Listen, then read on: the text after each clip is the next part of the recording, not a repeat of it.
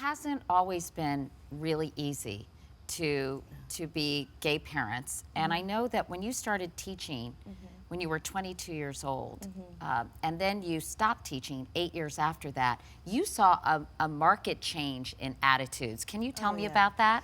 Well, you know, early on it was really difficult to even just be in the classroom. Teachers were, oh, don't close your door and don't even tutor the girls, and they're going to think that you're doing something, and why are you taking that girl to the field trip? Or, you know, it was terrible. And then as time went by, it didn't matter. Those things fell away, and it was the students, and the students were actually my best allies. And Jessica, what about for you? I know, you know, it hasn't all been rainbows and, you know, flowers, because I know going to school, it's sometimes been hard, and it's been hard for your friends to kind of understand the situation. Can you tell us about that?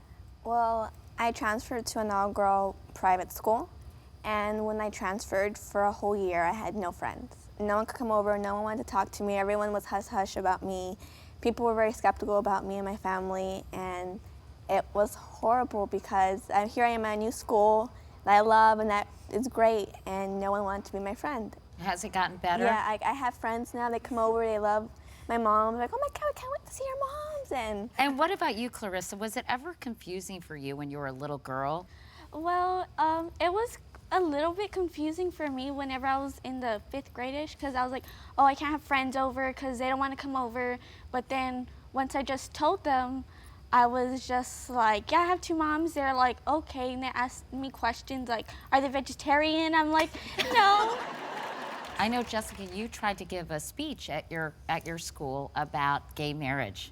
And what happened? Well, it was an informative speech, and I chose gay marriage, and right as it came out of my mouth, my teacher was like, no, you can't do that. I was like, and it was just confusing for me because I've never had to experience that. And I was like, it's a speech, and she goes, this is a Catholic school, it's a girls' school, you can't do that. That's not right. I was like, so I was just like, oh, I just sat down, I didn't know what to do. It was horrible. Were you upset about that? I thought it was cool, Erika and Anel, that when this happened to Jessica, you were going to go to the school, but then you decided you were going to let her work it out herself. Oh yeah, I went into this mommy mode, you know, like ready to attack, but I went and approached Anel, what do you think? We talked about it, and she kind of calmed me down, and she said, no, let her fight her own fight. She's about to be 18, and so she needs to learn how to stand up for this. We gave her all the tools that we could, you know?